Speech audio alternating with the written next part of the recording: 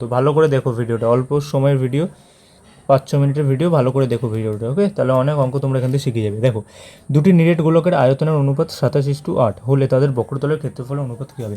তো ধরি গোলক দুটির ব্যাসার্ধ যথাক্রমে, ধরো প্রথম গোলকের ব্যাসার্ধ আমরা ধরলাম R1, দ্বিতীয়টা R2।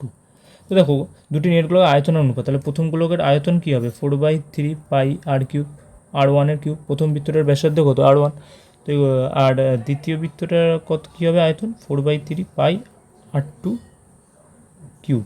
তো এদের অনুপাতটা বলে দিয়েছে। দেখো এই অনুপাতটা যদি আমরা করি কী হবে? 27:8 আসবে।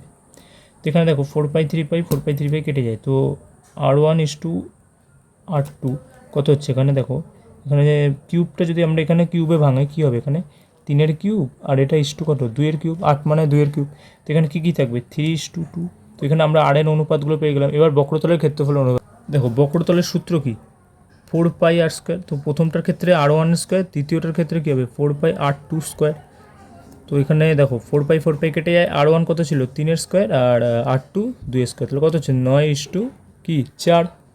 তো আমাদের কোন অপশানটা কারেক্ট? Option B correct. আচ্ছা, তারপর দেখো, এক মুখ কাটা একটি পেন্সিলের আকার কি? একটি চোঙ ও শঙ্কু সমন্বয়, তাই তো? শঙ্কুর সমন্বয় দেখবে, কারণ পেন্সিল কাটা মুখটা কীরকম হয়? এরকম ধরনের হয়, তাই তো?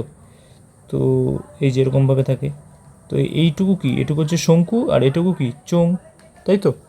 তারপর এটা দেখো, কোনো বহিস্থ বিন্দু থেকে বৃত্তের উপর কেবলমাত্র একটি স্পর্শক টানা যায়, এটা সত্য না মিথ্যা আমাদের বলতে হবে। দেখো এই একটা বৃত্তের বাইরে একটা বিন্দু, এখান থেকে এই একটা স্পর্শক টানলাম, আবার এই একটা, তাহলে কি দুটো স্পর্শক টানা যায় কমপক্ষে। তো এটা কি? মিথ্যা। ওকে, কারণ একটা না তো, এখানে কি বলেছে? একটি স্পর্শক টানা যায়, আমরা কি দেখলাম? দুটো টানা যায়, তো এটা মিথ্যা। তো এবার দেখো, কোনো গোলকের বক্রতলের ক্ষেত্রফল এবং আয়তনের সাংখ্যমান সমান হলে ব্যাসার্ধ 3 একক হবে, এটা কি সত্য না মিথ্যা? দেখো, তো গোলকের বক্রতলের ক্ষেত্রফল একটু আগে দেখলাম 4πr² হয়, আর আয়তন কি? 4/3 পাই R³ এটা হচ্ছে প্রশ্ন বলে দিয়েছে। তো এখান থেকে দেখো R-এর মান কত বেরোচ্ছে।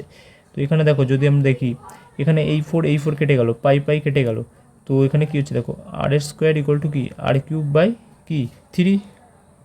তো এই R² যদি কেটে যায়, এখানে কেটে দিই, তাহলে এখানে কটা আর পড়ে থাকে? একটা আর পড়ে থাকে।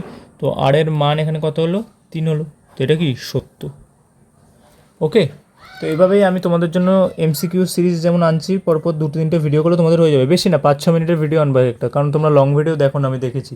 তো তোমাদের জন্য এরকমভাবে আমি, যাতে তোমাদের সুবিধা হয়। ওকে, 5-6 মিনিটের একটা শর্ট কোশ্চেনের ভিডিও আনবো, 2-3টে ভিডিওতে শেষ হয়ে যাবে। এরপর আমরা MCQ শুরু করবো। ওকে, তো আজকের জন্য এটুকুই। নতুন ভিডিও তোমাদের জন্য আসবে চ্যানেলে, তো চ্যানেল নতুন হলে সাবস্ক্রাইব করো। তো গুড বাই, দেখা হচ্ছে নেক্সট ভিডিও।